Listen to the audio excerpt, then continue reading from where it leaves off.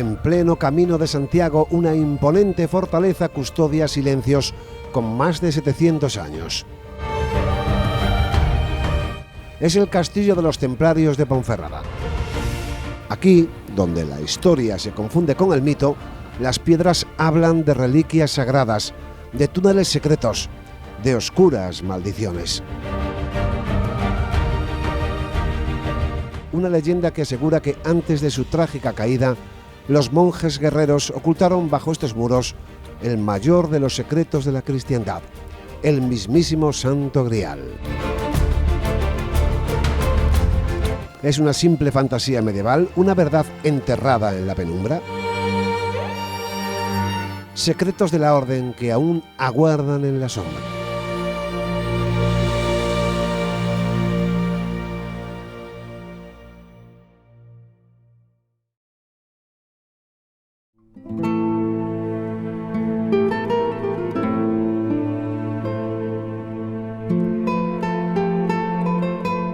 Alzar la vista ante un castillo templario es asomarse a un manuscrito de piedra. Sus muros, curtidos por los siglos, no se diseñaron solo para resistir el asedio de los hombres, sino para custodiar una verdad oculta a los ojos del mundo. En cada una de sus encomiendas se respira una dualidad: la sobriedad monástica que busca el absoluto y la fuerza de la espada que defiende la frontera.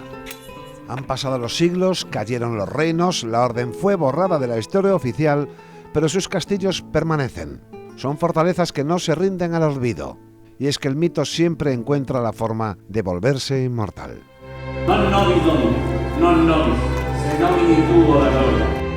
Precisamente son muchos los mitos y leyendas que rodean a cada castillo medieval, también en el imponente de los templarios en Ponferrada.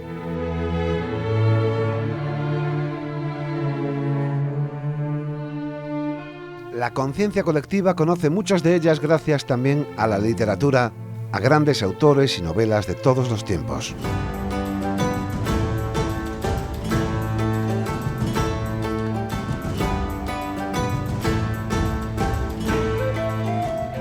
Todos los castillos están llenos de leyendas, de misterios. Detrás de cada puerta, detrás de cada piedra, se esconde una historia. De todas, pues hay algunas que son las más conocidas también, porque la gran novela del Señor de Bembibre, de Enrique Gil y Carrasco, fue una novela muy leída por las generaciones que nos han antecedido. De hecho, existía una versión adaptada para escolares que era lectura obligatoria, con lo cual estaba instalado en la mentalidad también, pues te da esa aura de leyenda que ha envuelto siempre la fortaleza.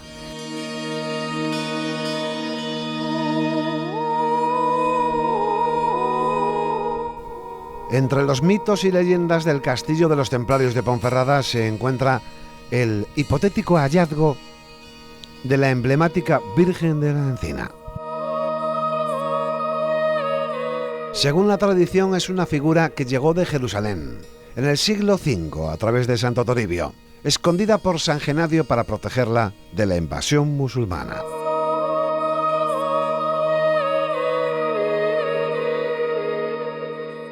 Por un lado, el milagroso hallazgo de la Virgen de la Encina dentro de la oquedad de una encina, cuando los templarios necesitan proveerse de madera para hacer la fortaleza, es la imagen que hoy, según la tradición, se venera en el retablo mayor de la Basílica de la Encina. Es la patrona de la ciudad, pero también la patrona de la comarca, con todo lo que eso significa, no solo para la religiosidad o la tradición popular, sino también como la interpretación que hace el pueblo de un símbolo esencial que desde la fe, o para aquellos que no sean creyentes, desde luego la Virgen de la Encina o el castillo son dos símbolos que van casi de forma inseparable, ¿no?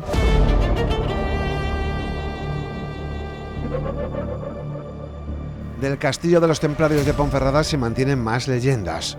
Se habla incluso de túneles misteriosos que atravesaban varios kilómetros para conectar otras fortalezas.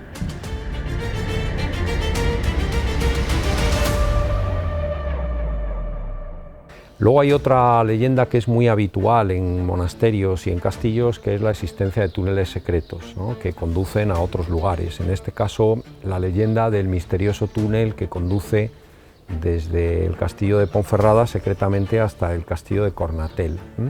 Bueno, en realidad detrás de esa leyenda lo que se esconde es, por un lado, una mina subterránea que efectivamente existe y que es además preciosa porque tiene todos los sillares trabados en forma de espina de pez, está muy bien conservada y es la mina subterránea para captar agua del río Sil, pero que la mentalidad ha reinterpretado como el inicio de ese túnel que pasaría por debajo del río y nos llevaría hasta el castillo de Cornatel.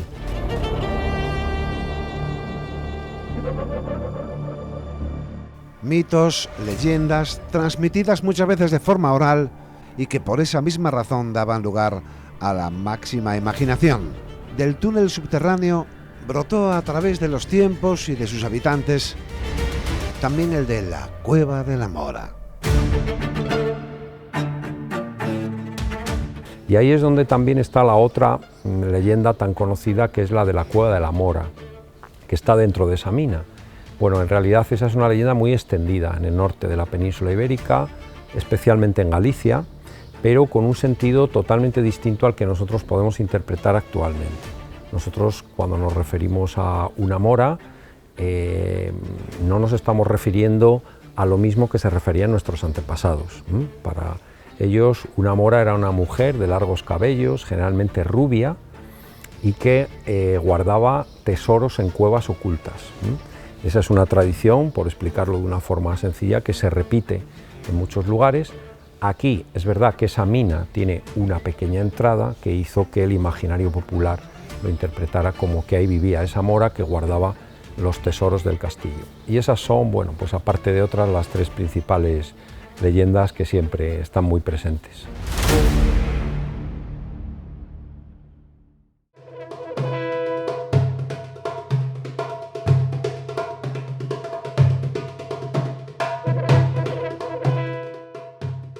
Pero el de Ponferrada ha sido un castillo singular hasta en lo desconocido de su historia a través de los expertos.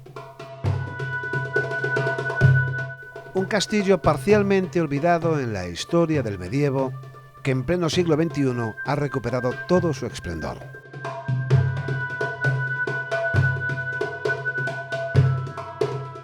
Todo el proceso de rehabilitación y la apertura de todos estos espacios han facilitado que cada vez más ponferradinos, bercianos, que visitantes, peregrinos, turistas se acerquen al castillo y vayan descubriéndolo como un monumento de primer orden. Actualmente es uno de los castillos más visitados. Hemos pasado de tener un edificio arruinado y cerrado al público a pasar a ser uno de los más visitados de Castilla y León, y como castillo, pues sin duda uno de los más visitados de España.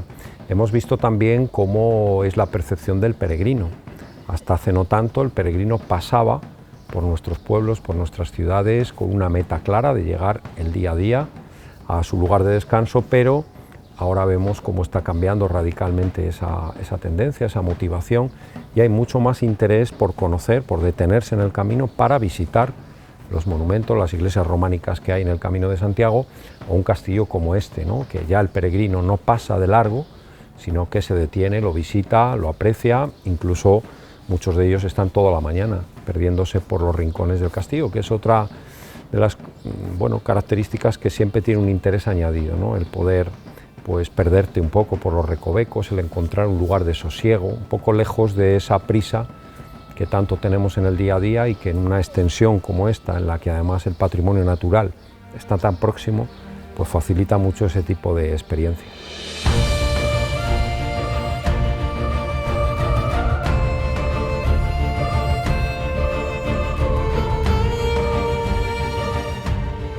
Está muy marcado como algo más que un castillo. En realidad el castillo podríamos decir que es un icono, es una seña de identidad, es un elemento esencial de Ponferrada y del Bierzo, que va más allá de lo que puede ser el mero monumento que todos podemos contemplar si lo visitamos o si nos acercamos a él desde el exterior, invitando siempre a que todos lo conozcan, porque solo podremos amar, respetar y conservar nuestro patrimonio si realmente lo conocemos, y para eso es muy importante visitarlo con frecuencia, más en un edificio de estas características en las que no en una sola visita pues no podemos llegar siquiera a alcanzar toda la dimensión que tiene.